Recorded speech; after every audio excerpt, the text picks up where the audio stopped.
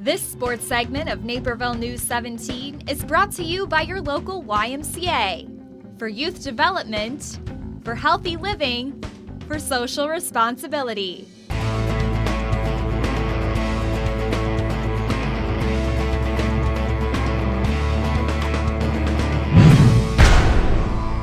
Duke, Xavier, Georgetown, and St. Louis. Not my final four picks, but destinations for players in this year's 4A state basketball championship. Whitney Young already champions on the girls' side, and the boys would be heavy favorites in Peoria against Bennett Academy. Number one recruit in the nation, Jaleel Okafor on the right, his last game before heading to Duke. First quarter, Paul White drives to the hole. They're going to dish it to a wide open Miles Reynolds. Long range, count it for three. Dolphins up 8 after 1.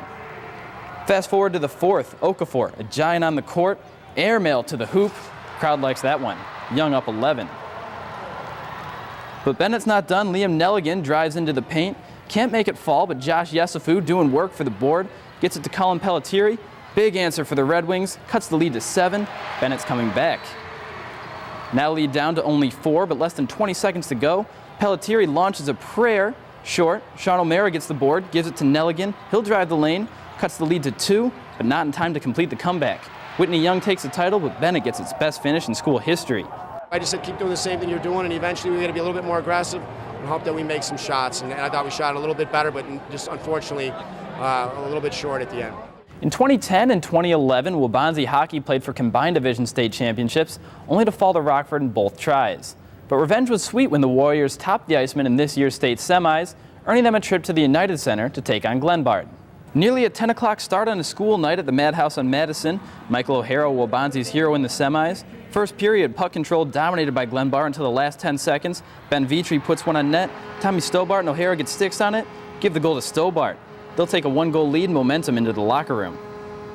Less than 5 minutes into the second, more Stobart. 1-on-3, passes 1 defender, 2 defenders. Are you kidding me?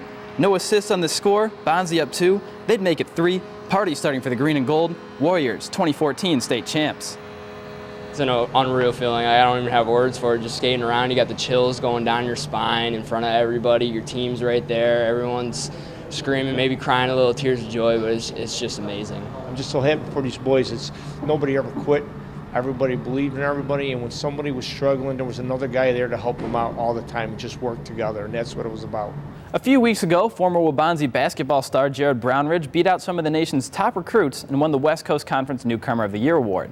This week, he's back from Santa Clara and took some time out with his former coach Steve Weimer to talk about his transformation.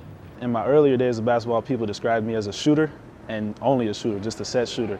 And I think over time, my game just evolved, and I just kept working more and more.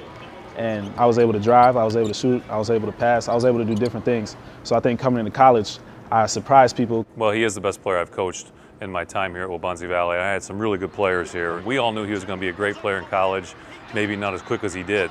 Despite Brownridge's stellar season, the Broncos finished the year 14-19, but the former Warrior star hopes for more team success next season. That's all for sports. Back to you, Jordan.